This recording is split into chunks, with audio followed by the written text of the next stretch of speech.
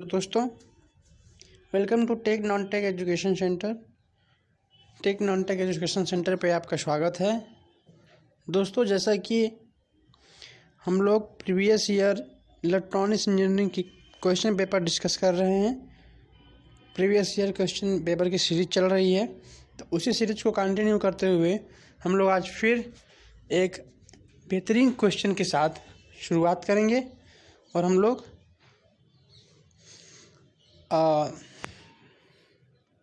अपनी तैयारी को बेहतर करेंगे।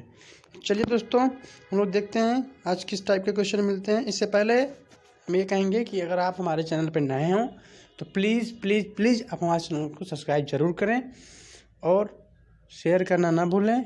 और वीडियो अच्छे लगे और कंटेंट अच्छे लगे तो आप हमारे वीडियो को लाइक भी ज़रूर करें। और दोस्तों, हमारे इसी चैनल पे इलेक्ट्रॉनिक्स इंजीनियरिंग की ऑल चैप्टर की क्लासेस चल रही हैं। अभी इस समय डिजिटल इलेक्ट्रॉनिक्स की चैप्टर चल रही हैं, topic wise conversion of number system चल रहा है। दोस्तों, आपको किस चैप्टर पे क्लासेस चाहिए वो हमें कमेंट में ज़रूर लिखिए, हम उस चैप्टर के क्लासेस अवश्य लेंगे। दोस्तों, हमारे इसी चैनल पे daily current affair, daily newspaper discussion, SSC, railway, bank, clerk, सभी क्षेत्रों के कॉम्पिटिटिव एग्जाम के लिए क्लासेस चलती हैं। Daily current affair, daily newspaper discussion.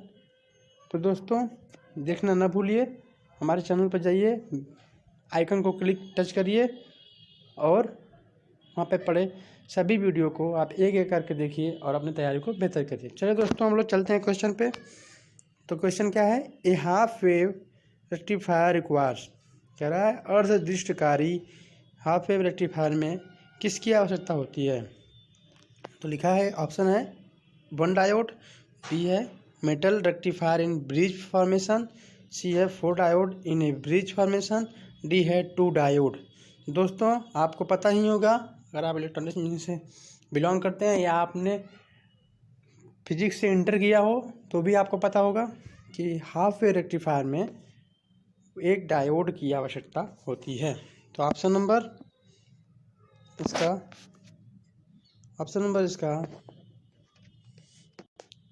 इसका एक सही होगा, 1 डायोड। चलिए दोस्तों, आगे क्वेश्चन चलते हैं। लिखा है, ये है नॉन टेक्निकल थोड़ा क्वेश्चन, उन्हें हम बाद में डिस्कस करेंगे।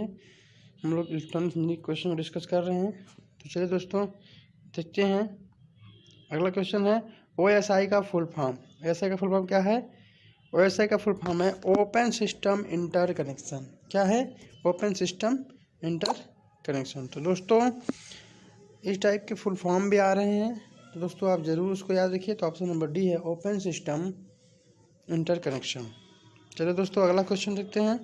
क्वेश्चन है, द रेडिक्स और base of octal number system. बोला है कि ऑक्टल नंबर सिस्टम का बेस क्या होता है, उसको रेडिक्स भी बोलते हैं। तो दोस्तों, इलेक्ट्रॉनिक्स इंजीनियरिंग के स्टूडेंटों के लिए इससे सस्ता क्वेश्चन कभी नहीं मिलेगा। सस्ता का मतलब एक इजी क्वेश्चन। इसका आंसर होगा 8। जैसे कि आप सभी लोग को पता है, इसका आंसर क्या होगा? 8। 8 होता है ऑक्टल संख्या का, ऑक्टल नंबर सिस्टम का आधार। ठीक है दोस्तों, चलिए अगले क्वेश्चन चल कर देखते हैं। अगला क्वेश्चन है, double beam oscilloscope. Double beam oscilloscope has, option है 2 screen, 2 electron gun, 1 vertical amplifier, D है 2 डिफरेंट फॉस्फर कोटिंग। तो क्या कर रहा है क्वेश्चन? Double beam oscilloscope. दोस्तों, आपने पढ़ा होगा, नहीं पढ़ा हो तो हमारे इसी चैनल पर डिजिटल इलेक्ट्रॉनिक्स की चैप्टर चल रहे हैं, उसके बाद हम लोग इसी टॉपिक पर डिस्कस करेंगे। डबल बीम ऑसिलोस्कोप में क्या होता है? डबल बीम ऑसिलोस्कोप में 2 इलेक्ट्रॉन गन होते हैं। क्या होते हैं? 2 इलेक्ट्रॉन गन होते हैं। ऑप्शन नंबर बी का राइट आंसर। चलिए दोस्तों, अगला क्वेश्चन जब चलते हैं। अगला क्वेश्चन है, which of the following components convert fix DC two variable DC. दोस्तों, बहुत ही इंपॉर्टेंट क्वेश्चन है। ये क्वेश्चन बार बार पूछा जाता है चॉपर से संबंधित। लिखा इनमें से कौन सा ऐसा कंपोनेंट है जो डीसी को वेरिएबल डीसी में परिवर्तित करता है। चेंज करता है। तो ऑप्शन नंबर बी जो है इसका राइट आंसर होगा। चॉपर, चॉपर क्या करता है दोस्तों, डीसी को डीसी में ही परिवर्तित करता है, यानी एक फिक्स डीसी को एक वेरिएबल डीसी में कन्वर्ट करने के लिए हम चॉपर का इस्तेमाल करते हैं। दोस्तों इंस्ट्रूमेंट से क्वेश्चन जरूर आ रहे हैं, तो आप इस टॉपिक पर ज़रूर ध्यान रखिएगा। आगे चलते हैं नेक्स्ट क्वेश्चन पे दोस्तों। अगला क्वेश्चन है process of transforming data electronically from one place to another is called. क्या कह रहा है कि इलेक्ट्रॉनिक रूप से एक स्थान से दूसरे स्थान पर डेटा स्थानांतरित करने की प्रक्रिया को क्या कहा जाता है। इसका ऑप्शन है option number A. Option number A जो है इसका राइट आंसर है डाटा कम्युनिकेशन। डाटा कम्युनिकेशन एक ऐसा माध्यम है जिससे हम एक ऐसा प्रोसेस है जिससे हम इलेक्ट्रॉनिक रूप से एक स्थान से दूसरे स्थान पर हम कोई भी इंफॉर्मेशन ट्रांसफ़र कर सकते हैं। हम ट्रांसफ़र करेंगे और उधर रिसीव किया जा सकता है।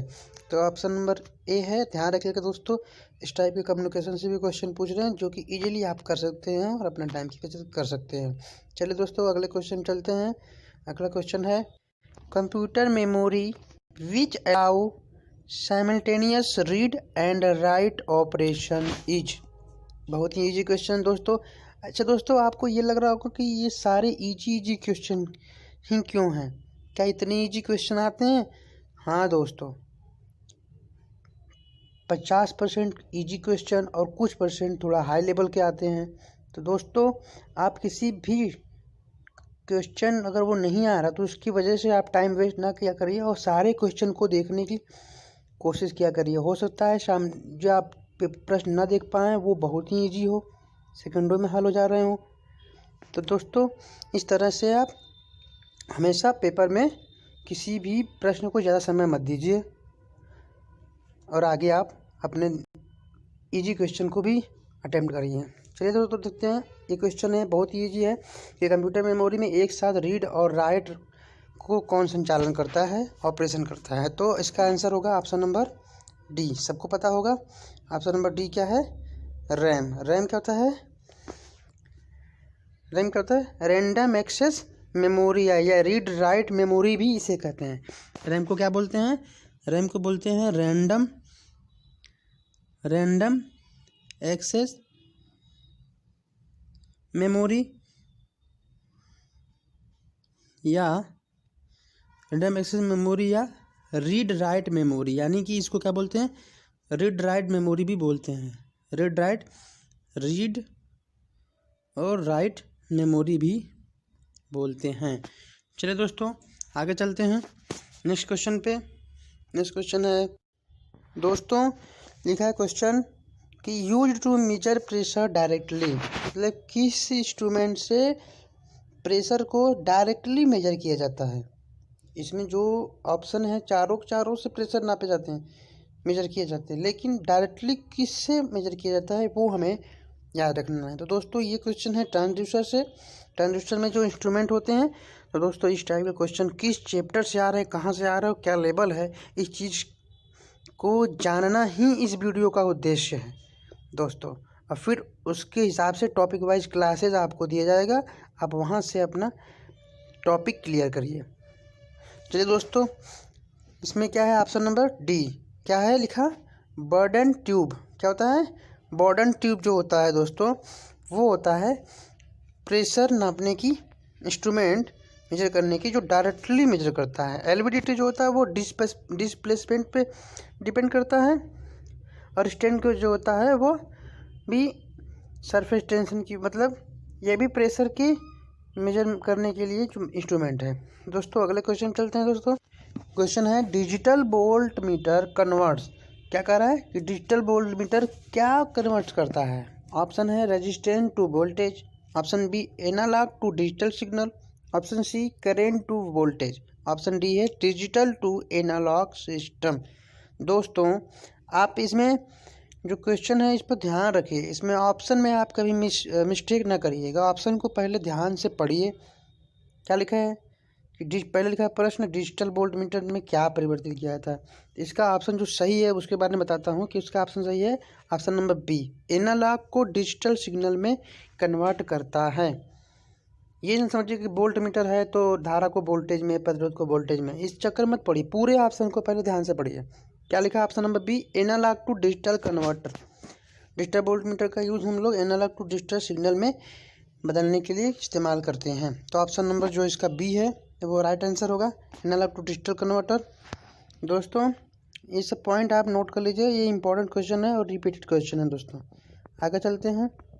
दोस्तों कुछ क्वेश्चन होते हैं जो डाटा बेस्ड पे होते हैं, तो अगर आपको क्वेश्चन याद है तभी आप उस पर टिक लगाइए, नहीं तो आप माइनस से में चले जाएंगे। तो माइनस होने से बचिए, क्वेश्चन में माइनस ना करके आइए। अगर आपको आते हैं कन्फर्मली तभी करिए। जैसे ये क्वेश्चन सामने आपके कि एक मोनो स्टेबल 555 मल्टी वाइब्रेटर का आवर्तकाल कितना होता है।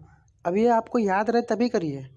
इसका सही आंसर होगा option number C, T = 1.1 RC। क्या है इसका answer? Option number C, T 1.1 RC। R क्या है? रेजिस्टेंस। सी क्या है? कैपेसिटेंस। तो दोस्तों एक मोनोस्टेबल 555 मल्टी वाइब्रेटर का आवर्तकाल T = 1.1 RC होता है। दोस्तों इस क्वेश्चन को आप नोट कर लीजिए। आप पेन और कॉपी लेकर ही बैठा करिए जब आप क्वेश्चन डिस्कस करिए कि आपको किस टाइप के क्वेश्चन, किस लेवल के क्वेश्चन नहीं आते हैं और कौन सा क्वेश्चन रिपीटेड है, उन्हें नोट करने के लिए। चलिए दोस्तों अगले क्वेश्चन चलते हैं। अगला क्वेश्चन है दोस्तों, the reciprocal of resistance is, यानी प्रतिरोध का व्युत्क्रम क्या होता है। दोस्तों ये आपको जरूर आना चाहिए। ये फिजिक्स से संबंधित क्वेश्चन भी हो सकता है और इलेक्ट्रॉनिक से संबंधित भी क्वेश्चन हो सकता है। तो आप इलेक्ट्रॉनिक के हैं स्टूडेंट, तो आपको ये समझ में आना चाहिए इलेक्ट्रिकल इलेक्ट्रॉनिक वाले स्टूडेंटों को कि प्रतिरोध का व्युत्क्रम क्या होता है। कंडक्टेंस क्या होता है? कंडक्टेंस होता है प्रतिरोध का व्युत्क्रम। ऑप्शन नंबर बी इसका राइट आंसर होगा और आपको ये क्वेश्चन जरूर आना चाहिए। दोस्तों ये क्वेश्चन इलेक्ट्रोमैग्नेटिक से है। लिखा है कि ऊपर से पढ़ते हैं, Maxwell divergence equation for magnetic field is given. तो कह रहा है कि चुंबकीय क्षेत्र के लिए मैक्सवेल के विचलन समीकरण, मैक्सवेल्स डाइवर्जेंस इक्वेशन। दोस्तों ये चीज़ें जो है आपको याद होनी चाहिए। दोस्तों ये थ्योरी की मतलब क्वेश्चन है, इसमें कोई समझाने वाली बात नहीं है। तो देखिए दोस्तों इसका ऑप्शन जो है ऑप्शन नंबर बी है, इसका राइट आंसर होगा। कैसे होगा राइट आंसर? लिखा है इसमें कि डेल डॉट बी = 0, यानी कि इसका जो डाइवर्जेंस इक्वेशन है वो उसमें इसका जो मल्टीप्लाई है, डॉट मल्टीप्लाई, वो 0 आना चाहिए। ये है इसका ऑप्शन। डेल क्रॉस बी नहीं, डेल डॉट बी = 0 होना चाहिए। चलिए दोस्तों अगले क्वेश्चन में चलते हैं। इस टॉपिक पे हम जरूर वीडियो बनाएंगे, क्लास लेंगे सर। दोस्तों इलेक्ट्रॉनिक इंजीनियरिंग में कंप्यूटर से संबंधित भी क्वेश्चन पूछे जाते हैं। जैसे इसमें लिखा है कि what is the full form of FTP। FTP का फुल फॉर्म क्या है? तो इसका आंसर होगा फाइल ट्रांसफ़र प्रोटोकॉल।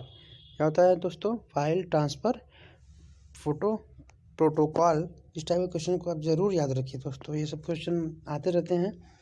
तो ऐसा न सोचिए कि कंप्यूटर क्वेश्चन नहीं आते हैं। इलेक्ट्रॉनिक्स इंजीनियरिंग में कंप्यूटर के क्षेत्र से भी क्वेश्चन पूछे जाते हैं। दोस्तों अगला क्वेश्चन है, Kirchhoff's law will fail in case of.